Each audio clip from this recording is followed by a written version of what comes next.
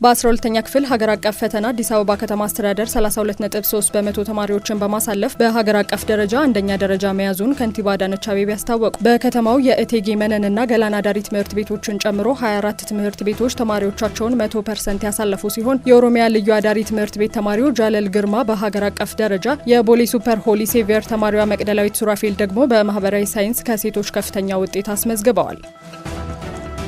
የኢትዮጵያ ሀገራዊ ምክክር በኃይል ፋንታ በውይይት መፍትሄ የማፈላለግ አዲስ የፖለቲካ ባህል መገንባቱን አስታወቀ። ኮሚሽኑ ከ4000 በላይ ተመካካሪዎችን ያሳተፈ ታሪካዊ ሀገራዊ ጉባኤውን በስኬት ማጠናቀቁን አስታውሶ ከወረዳ እስከ ዳያስፖራ ከተሰበሰቡ አጀንዳዎች ተነስተው በ8 ዋና ዋና ጉዳዮች ላይ ምክረ ሀሳቦች መጽደቃቸውን አስገንዝቧል።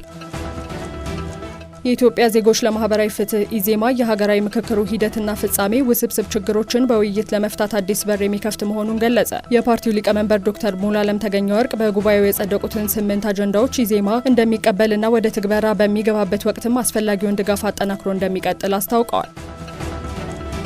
የዲጂታል ኢትዮጵያ 2025 ስትራቴጂ ትግበራ ለሀገራዊ ቀጣይ የዲጂታል ሽግግር ጠንካራ መሰረት ጥሏል ላሉ ምሁራን። እንደ አውሮፓውያን አቆጣጠር በ2020 ይፋ የተደረገው ይህ ብሔራዊ መርሃ ግብር በግብርና፣ ቱሪዝም፣ ማኑፋክቸሪንግና ዲጂታል አገልግሎቶች ላይ ትኩረት በማድረግ ከፍተኛ ውጤት ማስመዝገቡንና በውጤታማነት መጠናቀቁን ምሁራን አረጋግጠዋል።